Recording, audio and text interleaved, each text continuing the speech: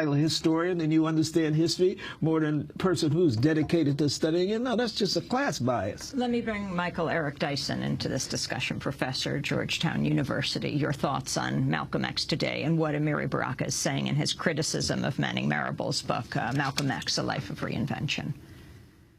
Well, Malcolm X was a remarkable figure.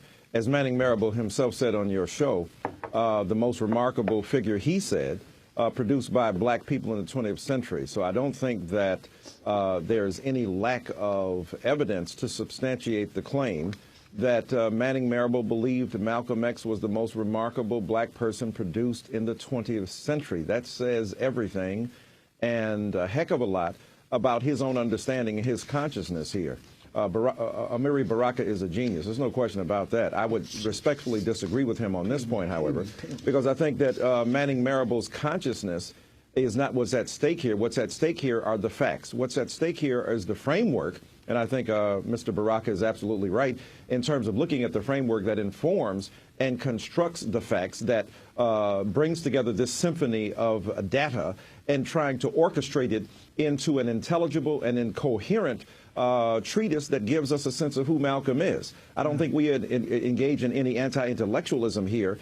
Yes, the professionalization and academization of history is a real problem, but the answer to that is to be as broad and humane and as literate about the multiple sources that feed into our own understandings and interpretations of history, rather than appealing to this kind of bifurcation, this Manichaean distinction between us and them, between the dude who was living history and the dude who was studying history. Yeah, I would say that absolutely, if you're in the thick of history, Manning Marable was not trying to in any way besmirch the character of Malcolm X by saying he was not a historian. He's saying that a historian is somebody who takes a look at the wide range of facts and phenomena and tries to organize them into a narrative that makes meaningful interpretation of those events. So he's not trying to besmirch Malcolm X's character. I'm sorry? No, I was saying it's such a formal academic definition is what I'm saying. And the fact is, if you're saying the data that Marable has, first of all, I question all of these unproven assumptions, right. And all these things. Okay. They come from the same sources that finally killed him, you know.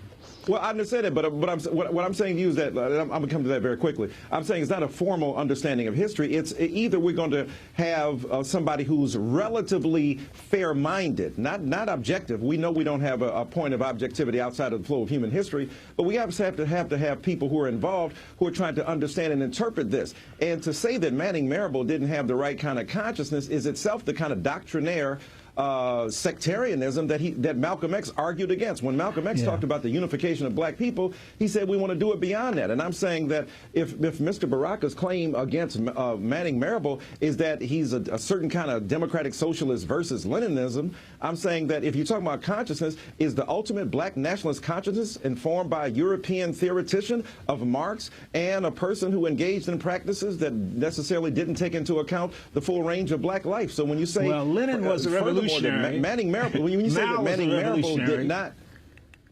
I said Lenin was a revolutionary. He made a revolution. Mao Zedong was revolutionary. He made a revolution. Fidel Castro was revolutionary. He made a revolution. I'm not denying any of that. But Ho Chi Minh was revolutionary.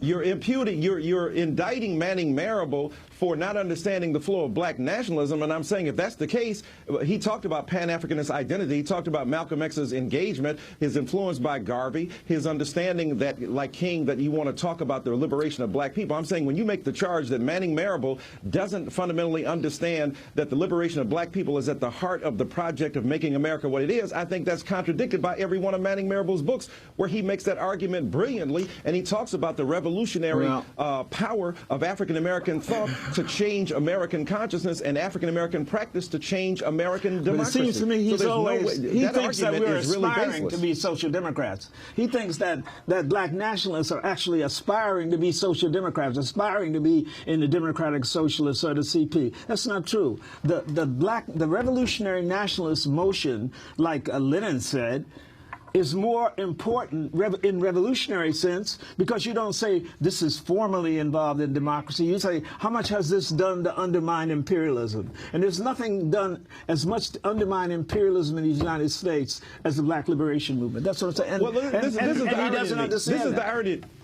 Yes, sir. This is the irony to me. You're quoting a dead white guy, so to speak, and you're indicting Manning Marable for his inability to in one sense, well, the burrow Democratic beneath Socialists the come field. from Let me dead white finish. guys too. Let me say, but burrow beneath the fields of African American consciousness and culture and practice, and you're quoting dead white guys as opposed to African or African American people who are Black theoreticians of social revolution and change, who have talked about, or other people of color who have talked about revolution. But you read the book, don't necessarily right? derive from Lenin. You read the book.